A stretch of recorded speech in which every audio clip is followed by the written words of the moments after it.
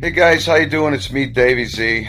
I just got back from the VA hospital here in Buffalo. Um, the opening of this video was me sitting there saying, "Here I am again at the VA, going, the VA thing again." And I did that for a reason because I want you people to know what it's like being a veteran who is an addict. I'm gonna give you a little history of my addiction. In about 2000, and I want to say, I think it was right around 2006. I was doing a job on the west side of Buffalo, a paint job, a humongous building. It was a 3.5-story home. It actually turned into a $48,000 paint job. So a huge inside. We took every window out of that house and scraped them, primed them, sanded them, puttied them, primed them twice, painted them all 3 times. Every color of paint had three coats on it, okay? We spent a lot of time on this house, and it came out beautiful, and everybody was happy. I had a 40-foot ladder extended, fully extended, and I see this black thing here to dredge with. Ignore the black thing there, the tape on the curtain. Anyways, I had a 40-foot ladder fully extended, and as I had it extended, I was holding it, and it was between 2 homes in like an alley. You got to understand, these homes on the west side of Buffalo are huge. They're like Victorian homes almost, but they're not. They're colonial type homes from the 1800s and shit. But anyways, between these 2 homes in the alley, I had this 40-foot fully extended.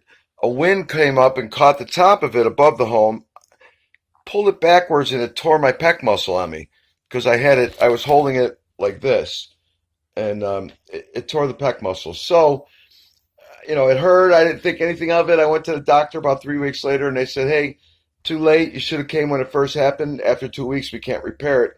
The way they explained it to me is it was like a pierced ear.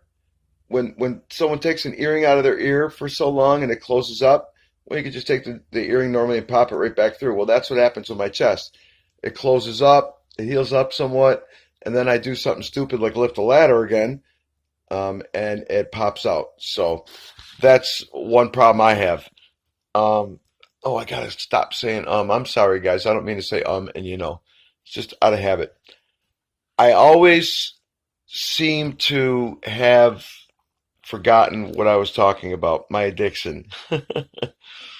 So anyways, I got this injury, the pectoral pull, and they put me on Lortabs, hydrocodone, 10 500s, 10 milligrams of hydrocodone or whatever, opiates, and 500 milligrams of acetaminophen, or acetaminophen, whatever you call it. Everybody calls it their own thing. I call it acetaminophen. So, I started taking it the way it was prescribed. It worked a little, but I really liked it. I liked the way it made me feel, And after a while, I noticed that one pill wasn't really helping. So I graduated to 2 every 4 hours, and then before I knew it, I was taking like 3 every 2 hours, and my fingernail would hurt, and I'd take a pill. So one day I realized, after 5 years of using these things and struggling, every time I'd run out and buy some. The money that I spent, it's just the insanity is totally nuts, man. Because when you clean up, whether it's on Suboxone or cold turkey, whatever your choice of recovery is, it doesn't matter. It's hard to stay clean, man. It's really hard to stay clean, but you have to want it, and I want it. So I got on the Suboxone program because I had realized I had done 31 pills in a matter of 12 hours, and it scared the hell out of me. I was afraid to go to bed. I had bought 40 pills at like $5 a pill at 7 in the morning.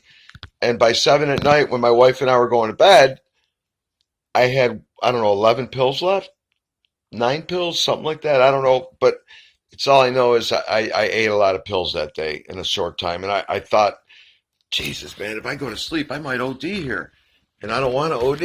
I got kids and grandkids, and So I went to my doctor and I told him about my addiction, and he just told me to taper off.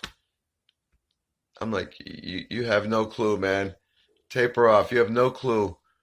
So what I ended up doing is finding a doctor on the outside of the VA that prescribed Suboxone. That's all he cared about was the money. It was $350 every time I walked into place. He had me coming twice a month. I only went to him for 2 months, but twice a month I had to go in there and get my subscription, my prescription, and he'd only give me enough for 2 weeks at a time, so he had to see me twice a month. And he urined me, and I take a urine and it come back dirty. And he goes, "Oh, so you smoke a little pot? Okay, whatever.